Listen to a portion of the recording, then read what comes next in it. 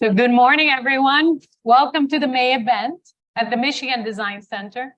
I want to thank everyone for being here and especially thank our panelists for being here this morning. And I hope you enjoy our conversation today. Beginning, I want to introduce our panelists. Each of our panelists have come today to gather with us and share some of the conversations. And we're going to be here today to learn about their design process. So we're extremely excited to have you guys. Thank you for coming.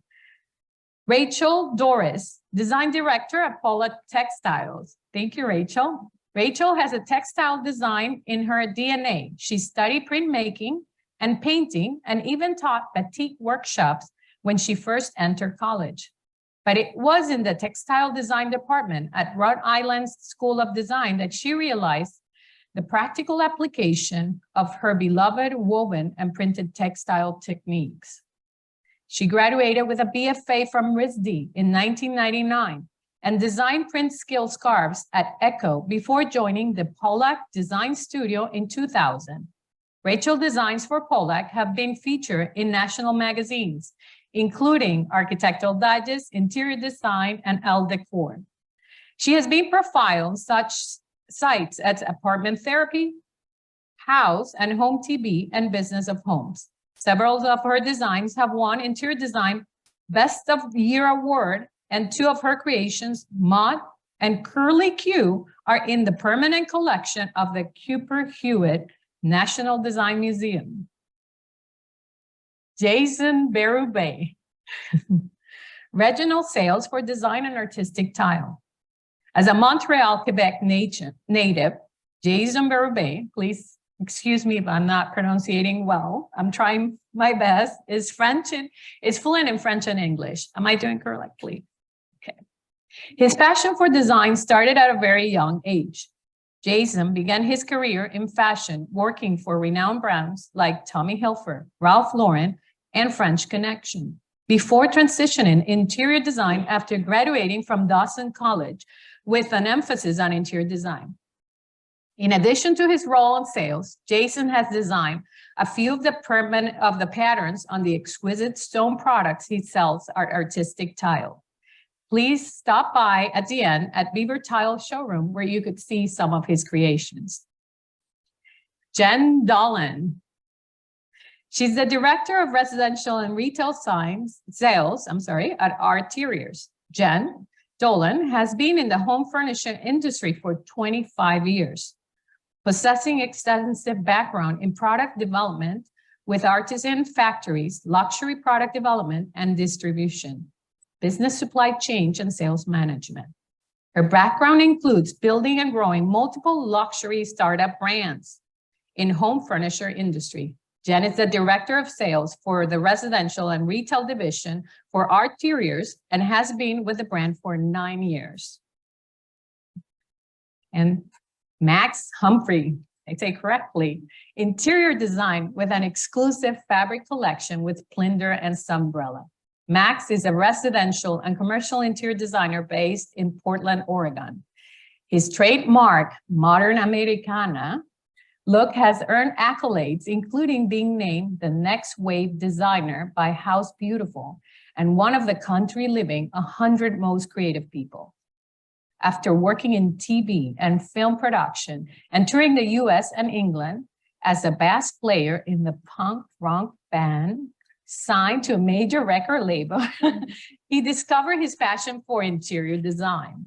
Max has a number of brand collaborates, including wallpapers with Chasing Paper, woven window treatments, and Hartman and Forbes. And he is here today celebrating the release of his latest collaboration, a performance fabric collaboration with Sunbrella, available to the trade through Pindler. Are we going to be able to see it today, right? All right, so this is our panelist, please. Thank you for coming. Thank you for being here. And our conversation is going to start to talk about inspiration. We as designers, all of us, have different processes or methods, and it is important to listen and learn from the experience. So my first question relates to wanderlust. Strong longing for impulse towards wandering. Many of us wander when we're looking for creations and ideas. So the first main question is, how does travel or wandering play into the creative process? And I'll refer to you. Thank you. Traveling has always been a big part of designers, I think. The beauty of being able to travel all over the US and also all over the world shows us how different people live, the cultures that we see in terms of coloration, in terms of fabrics, textures. And I think what's important is that when we are designing, we're also designing not only for one market, but across the globe. We want our products to be used by designers, not only within one specific market, but kind of shared and spread. We have designers more than ever working in different markets of where they reside. So we want them to be able to use that. I think that's important. So from the trade shows and natural element, what has caught your eye lately? I think we have great trade shows with coverings. There was also some great exhibits like Salone di Mobile, where we actually see great other designers. And we love to see how textures can impact another medium when it comes to how textile can impact surfaces and vice versa. I was recently at Salone di Mobile, and we saw part of the trends that we saw was the mimicking of nature and how those environments were actually very connected to what we inside feel about nature. Does any of you have any other comments regarding to this? Jen? Yeah, texture for us is really big. I don't know if anybody saw the recent Bottega Veneta runway show. There's a new designer there, and it was all about texture. And sometimes it starts in different areas, but nature, obviously fashion, sometimes you'll see things. It's always been something for us at Arteriors that is important to incorporate. You can get that through fabric, you can get that through different types of materials, but texture right now for us is big. And then also, although it is a lot of black and white and gray, which everybody knows is sort of diffused, there are these punctuations of color that are really important. But to go back to what you were saying, Sandra, and this has been going on for a couple seasons with us in terms of product development, but the recreation of natural, organic, and fluid forms in a static material like a metal or like some type of glass in a hard surface is still really happening. Thank you, Jen. I think it's as human beings coming out of COVID, we are lunging to have those connections, and especially that vibe of nature takes us back to our roots and to our natural roots. So we have heard fashion industry, you mentioned Bottega Veneta, has historical influence in interior design as a discipline. So, and some of you even have roots on them. So my question is going to start with Max.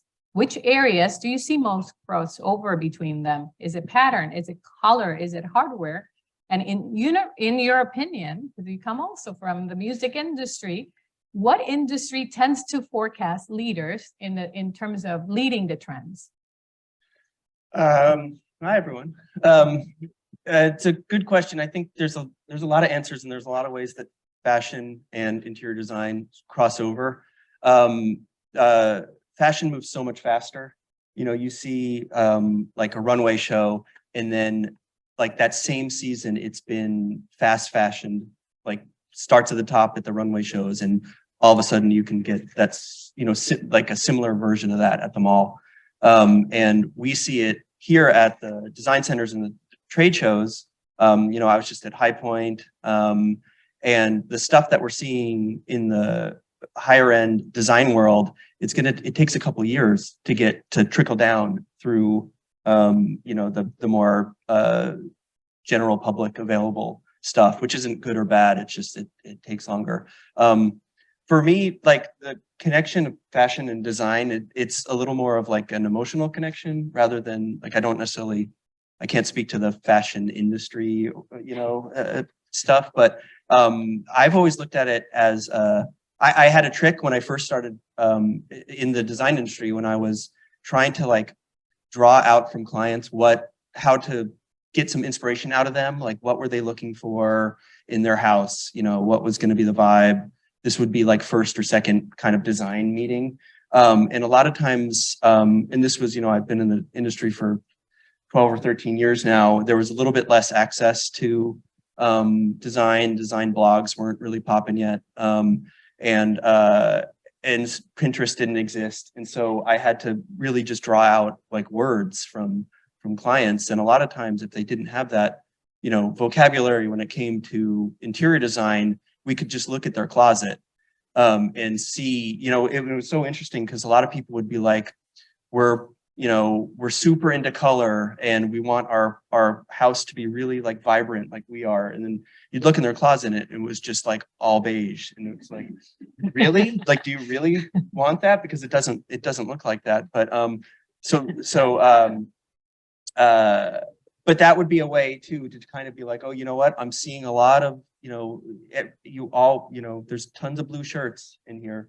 Maybe that's a starting out point. So for me, it's been less about sort of one industry, influencing the other and more about how to kind of like people under general sort of public and clients, I think can understand putting an outfit together easier than they can understand or conceptualize putting a room together. And so it's sort of easy to put design in clothing terms. That's what's been helpful to me. I love that. So we connect through the way that individuals actually dress, and the color language and the pattern that we could find in there. It's quite interesting and applicable to the concept that you're giving us. Thank you so much. So the next question, I'm going to start leading into the creative process and understanding what motivates you to create. And do you think creativity is innate or is it learned? I'm a teacher in creativity, so I'm curious about your answer. And can you walk us through your design process? I'm going to start with Rachel. Thank you. Hi, everybody. So as far as being creative, I'm sure most of the people in this room are creative. I find that it comes from within all the time. When I was a kid, I was always making things and creating, always doing things in my spare time without the pressure of thinking about end use or sales or marketing, just creating for the sake of that. And I think kind of starting from that place is really where the best ideas come from. There's so much information coming at us all the time through social media. Our brains are just bombarded. But if you can kind of stop all of that and get in touch with what's from within, that's really where my best ideas come from. So whether it's innate or it's learned, I think that there's many, many types of being creative. It's not necessarily being visual.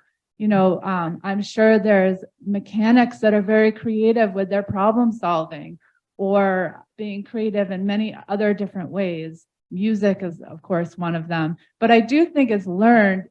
It can be learned if you have the opportunity to take your ideas to a further place. I am always pushing the designers in my studio. So it's myself and 3 other designers. If they come to me with an idea, we keep exploring the idea in some ways that are unexpected and getting to an end result that we've never thought of before, but it's a collective kind of discussion. And we're trying to create things that nobody else has done before. So always pushing ourselves, always creating, always looking at things out in the world. Of course, you mentioned nature. That's a huge inspiration in the studio. But I don't go out there and think, I'm going to go be inspired today.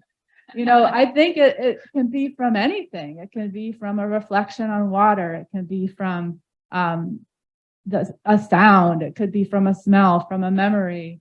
So I think just being kind of open vessels for other information besides looking at a screen is very important. Yeah. Thoughts, Jason? Do you have any thoughts on that? I think it's also like giving yourself time to let your idea breathe. Often you'll have so many ideas and it's you putting it all on paper and you feel like you're being blocked or something's not coming out.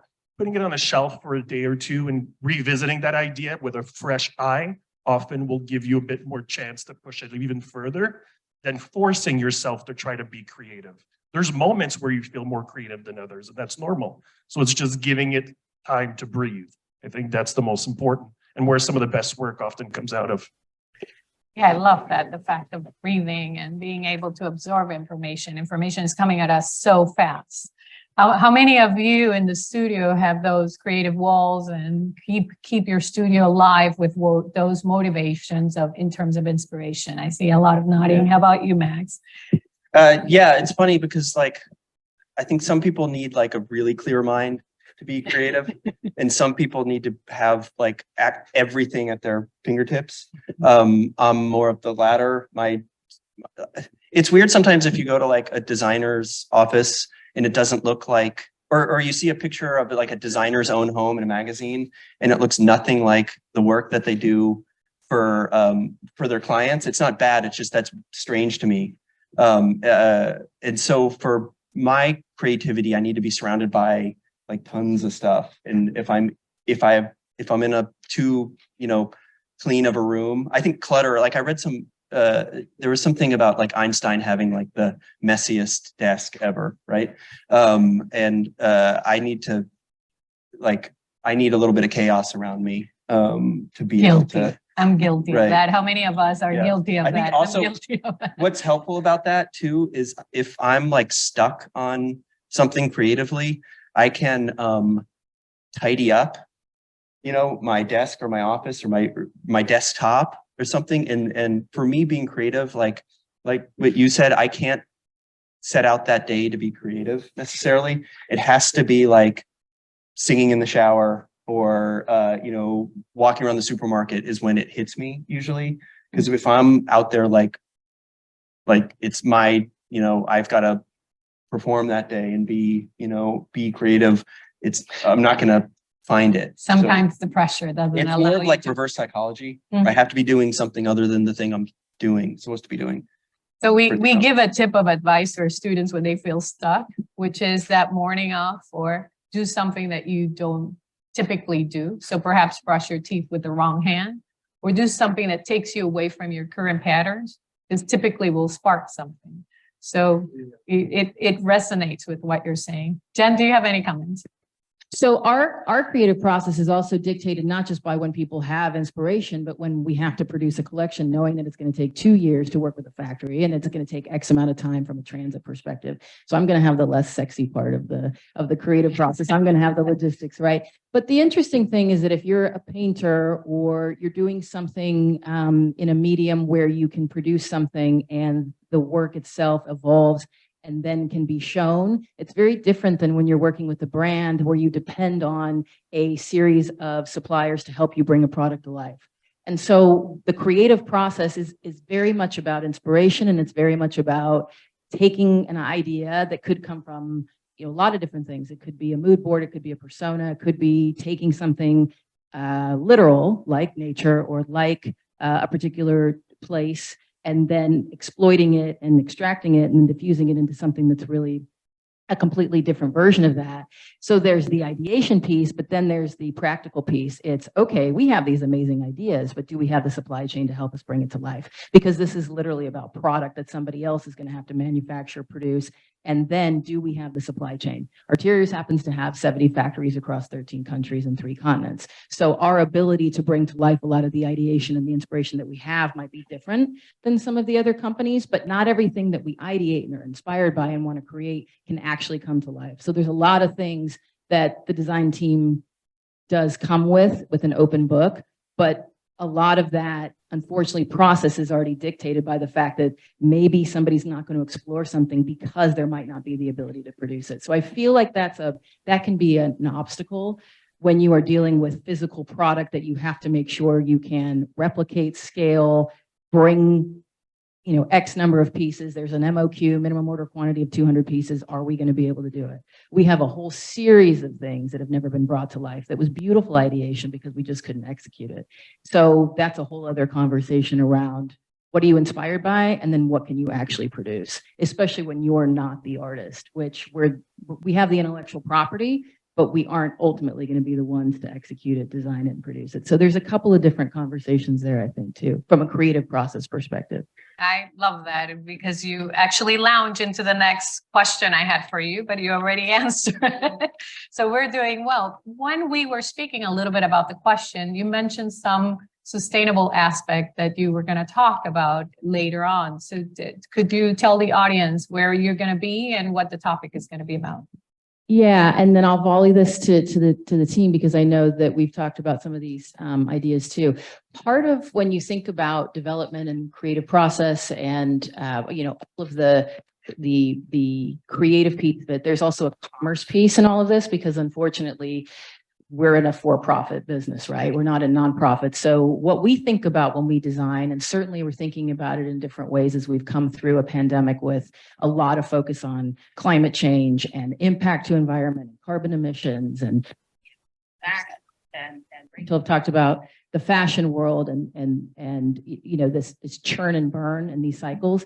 And so one of the things that really drives us now from a development perspective is, can we produce it, but do we need to produce it? And you have to think about product lifecycle management. And so there's no reason, even if you have the most beautiful thing in the world that has come from this incredible inspiration, to go into production on it if you have data analytics behind it that it's not going to sell, right? So what we do at Arteriors is we create a collection, but then we also look at designing into materials and textures and scales and things that are going to have a longer life cycle projection based on these product life cycle management tools. So we have the data analytics to say that a 28-inch lamp is going to perform better than the 36-inch lamp. So then when we're designing into these things, it's not just raw creativity. It's also, is this more likely to sell? Is this something that we really want to, I don't know if you can hear me, resources behind, including labor, including materials, including production, especially with supply having gone away so much in the pandemic. And do we want to use our resources to bring this to life? There's 4 stages to a product life cycle: introduction, growth, maturation, and decline. And if you're going to go into production on something that's going to have a short introduction and growth phase and then go to decline, that's wasteful. It's not sustainable. And again, you've just spent all this ideation, all this creation to design into things that have business analytics behind it that might not perform, either a color or a texture.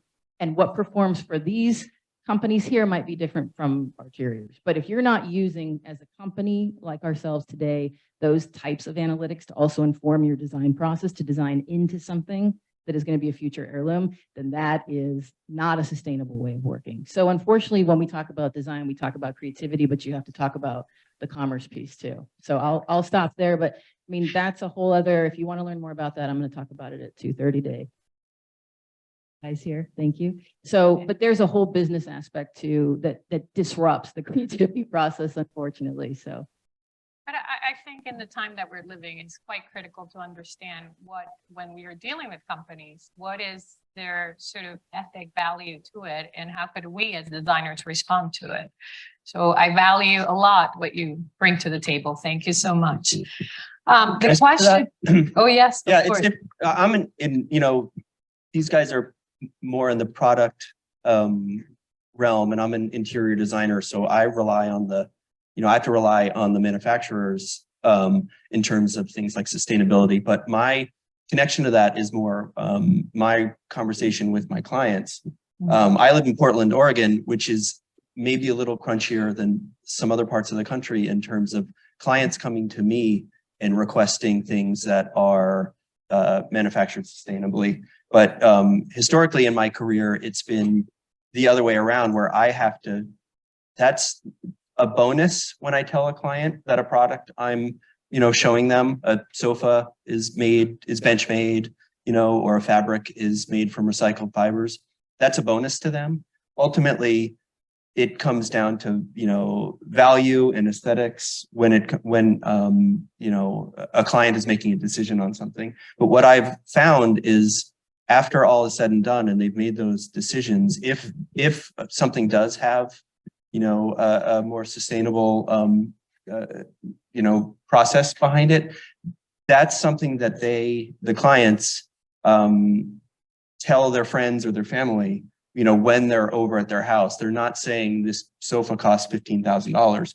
They're saying, you know, this was, you know, recycled, or this was sustainable. So, but they're not still requesting that in my world, at least. So I do look to the manufacturers then to rely on them, you know, to offer things that are manufactured in this way. Yeah, we're behind on the residential section in sustainability and up more ahead on commercial. So I agree with you, but that's not something, it's a nice to have, but it definitely budget dictates a lot of that. That's a whole other. Right. My clients aren't paying extra because something's sustainable. They're happy when I tell them it is, but they're not going to fork over yet. I wish they would. but I just wanted to add some comments about the manufacturing side. So we create textiles and we work with different manufacturers. I work with over 100 mills worldwide. So I go to these different mills to get exactly what I want. So I'll go to New Zealand for the wool. I'll go to Italy for the yarn. I'll go to Turkey for the shears. So I know where to go for what I want. Well,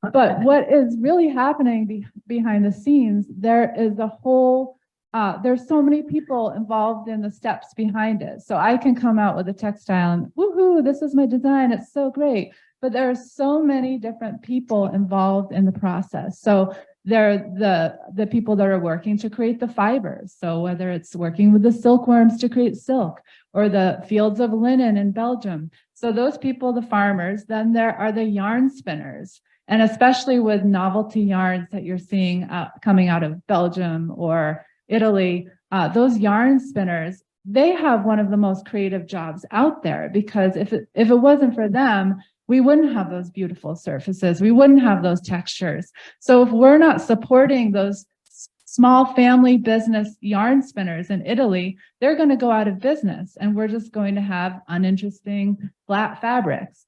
And then there are the dyers, so the people who are adding the color to the yarn. And then there are the weavers. There are designers that work at the weaving mills who are coming up with new constructions, interesting surfaces, ways of manipulating the machinery. And then we are the designers who come in with our ideas. So I understand how to weave. I am a weaver, but the expertise just goes across so many people, so many different hands.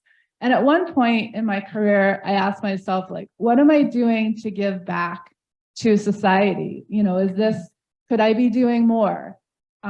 We're making beautiful high-end product for interiors, whether it's commercial or residential. So I'm giving this luxury product, but is that something that gives back to the world in a positive way? But what it does do is it keeps these mills in business to create this beautiful woven cloth.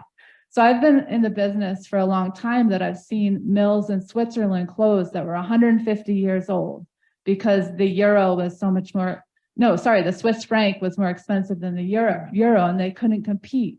But by creating these luxurious, expensive, gorgeous fabrics for people that can afford it, it's sustaining the art of high-end weaving. So that's just, I wanted to talk about how many people are involved. It's not just us, and it's really not me. It's the interior designers who then give the fabric life. So there's so many steps along the way for a material or a fabric to even have a life.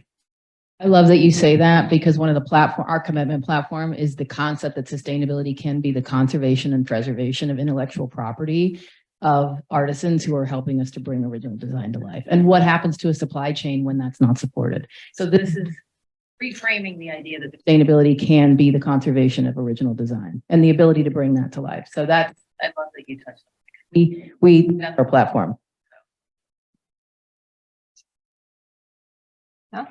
Okay. I love the heritage. I love the idea of understanding how interior design moves the world in a way, and that we, through our industry, are collaborating with many, many different levels. It is about a teamwork. We all do it. We do it on a daily basis as teams. And from the fact of working with you guys as dealerships to designers and so on, in terms of manufacturers and the stories that you told today, it's amazing. I want to leave our last sort of question to get you into, and I think some of the influence, you already spoke about the influence and case studies, but can you share with us some artistic and design influence that we could sort of look upon? And any of you, I'll open it up to all of you. I think it's, for me, a lot of it comes from hard surfaces. So a lot of the artisans that came hundreds of years ago who created some of these stone masterpieces. When we go to Rome or we go to Venice and we see these marble floors that have been there for hundreds and hundreds of years, where, you know, we use colorful marbles. We've been working with white and gray for so long that, going on a trip and seeing that inspires us to try to reintroduce color in hard surfaces and try to bring some of these rooms back to life. We're seeing more and more greens and blues and reds and pinks more than ever before, because I think that during a pandemic, it's something that definitely shaped a lot of the design that we're seeing coming out now. Is a lot of the creative people had a lot of time on their hands when we were all cooped up at home to try to reinvent something or try to be creative and come up with something, because we knew we were going to come out of this eventually. Well, hopefully we did, but hopefully, so it gave us some food for thought on what is the world of design going to be like after the pandemic. Are the needs going to have changed? And is our creativity going to be able to adapt to those changes? So I think that's really something that we saw kind of as the new reality in a way as well. Amazing. Any comments, Max? Okay, inspiration, it's sort of what we're talking about. There's kind of a couple different designers. There's those of us that knew we wanted to do this since we were 6 years old, and we would like go to the paint store with our mom or go, shopping with our parents or whatever. And I wasn't that kid. I didn't, I was a messy kid up until my 20s, basically. And design kind of came late in life for me, later in life. But what I've noticed was while I'm doing not just designs for my clients, but working on these product collaborations, I have a new fabric collection with Sandra that's available at Pindler around the corner. And what I've been noticing is a lot of the patterns and designs and aesthetics and vibe that I'm into now are things that I can trace back to my childhood home, which I didn't know was going to happen. There was sort of a 20-year gap in my 20s to my 40s where I wasn't thinking about that. And then all of a sudden I'll look at pictures from growing up, and it's I'm from New Hampshire originally. My parents sort of had like a Ralph Lauren adjacent aesthetic, not actual Ralph Lauren, but like Ralph Lauren outlet, I guess. But a mixture of we had the same blue plaid sofas my entire life, and they bought the best that they could, and they lasted up until they sold their house. And if you look at my fabric collection, there's a lot of these sort of New Englandy kind of preppy, but modernized patterns that if you had told me, 2 or 3 years ago when I started developing this collection, I couldn't have.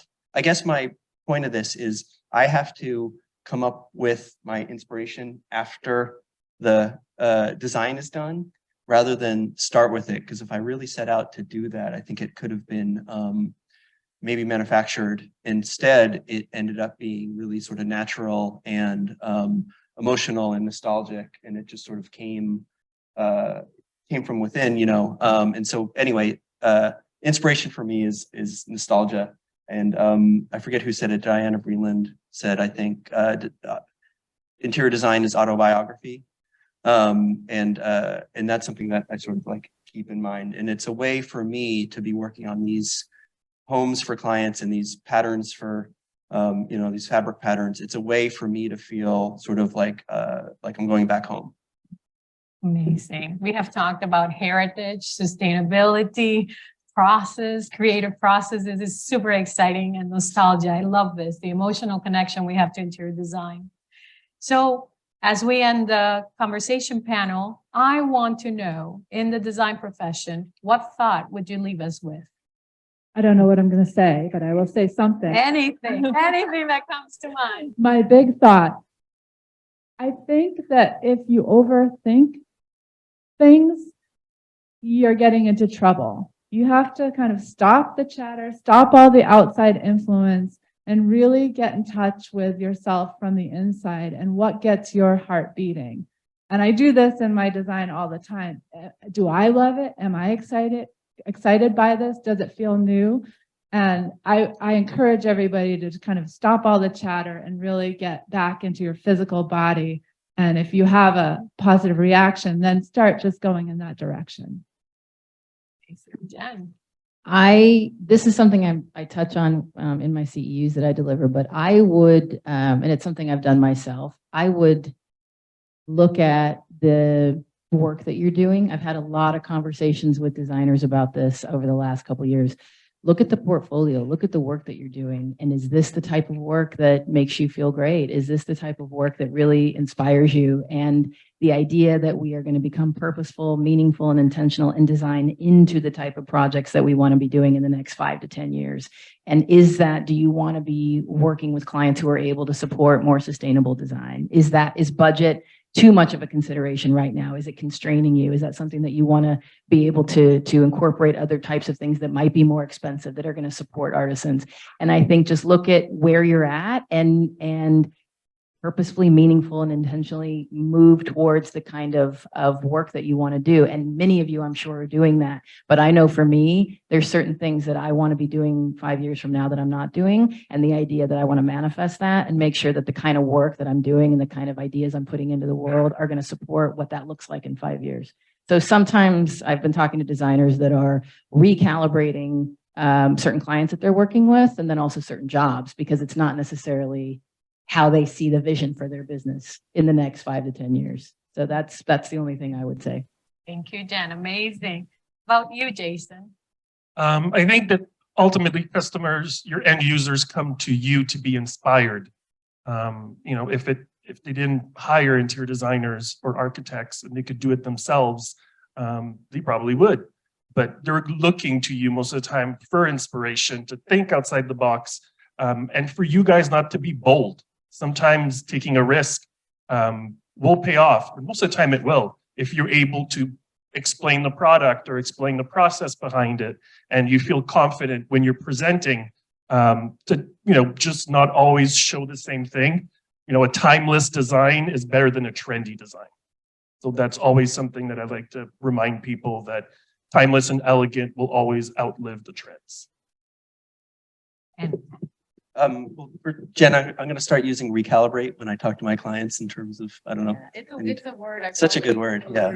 But yeah, well, it's a sales word. Yeah. I'm going to recalibrate this, reframe your thinking. Yeah. What I've learned is I've been doing, I've been bouncing around to the design centers and I've been on a couple panels. And I'm also out promoting a new book that I wrote about the National Park Lodges.